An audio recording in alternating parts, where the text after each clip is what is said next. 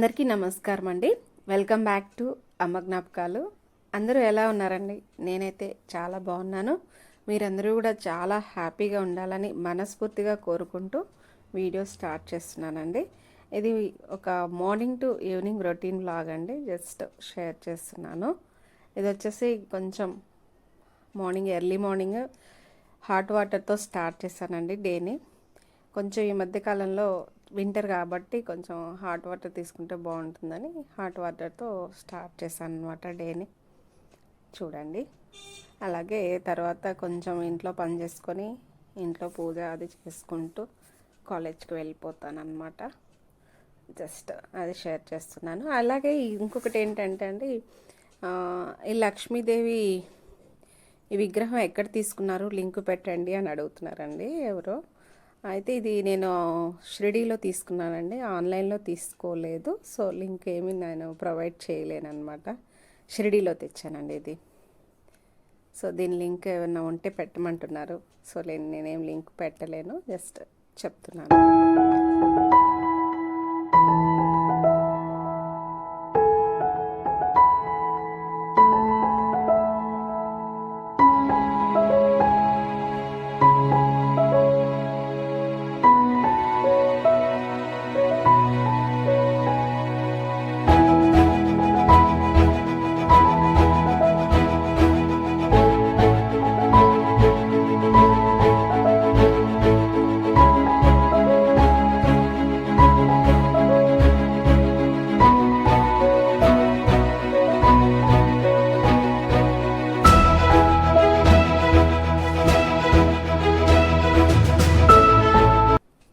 అలాగే ఈవినింగ్ వచ్చాక నేను టిఫిన్ స్టార్ట్ చేశానండి. దాంతోపాటు ఒక స్నాక్ మీతో షేర్ చేసుకుందామని చూపిస్తున్నాను అనమాట. జనరల్గా అయితే చిలకడ దుంప అయితే ఊర్లో అయితే మనం నిప్పులో వేసేవాళ్ళం, లేకపోతే చిలకడ దుంప మా అమ్మ అయితే గడ్డిలో పెట్టి ఉడకబెట్టేదండి. మనం ఇక్కడ ఏంటంటే అలాంటివి ఉండవు కాబట్టి జనరల్గా డైరెక్ట్ కుక్కర్లో వేస్తే చాలా స్వీట్లెస్గా అంటే చప్పగా ఉంటుంది అనమాట.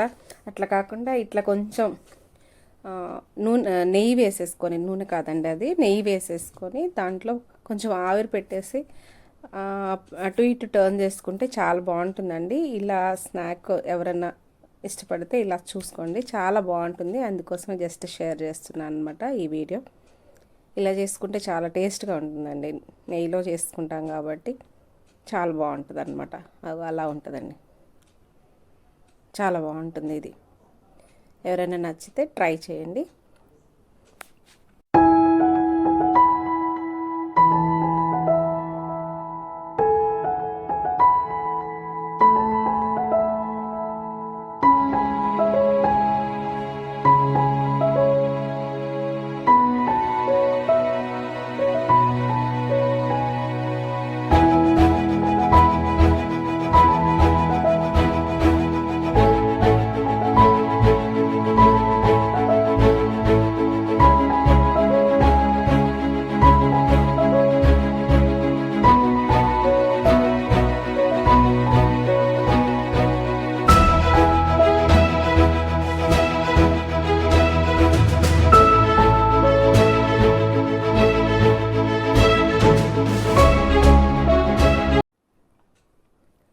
ఈ స్నాక్ అయితే మా పిల్లలు కొంచెం, మా బాబు అయితే తింటున్నాడు కానీ పాపకి ఇంకా అంత అలవాటు లేదండి. మా అత్తగారు చాలా ఇష్టంగా తింటారు, అప్పటి కాలం కాబట్టి.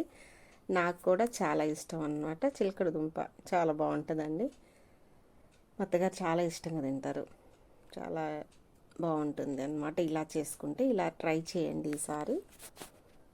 అలాగే నెక్స్ట్ మన ఇంట్లో ఇవండి బాబుది స్టడీ టేబుల్, చైరు, హాల్లో టీవీ యూనిట్ అనమాట. ఇవన్నీ కూడా నేను వేక్ఫిట్వి బుక్ చేశానండి. అంటే వేక్ఫిట్ ఆల్రెడీ నేను మ్యాట్రిసెస్ ఇంట్లో వాడుతున్నానండి.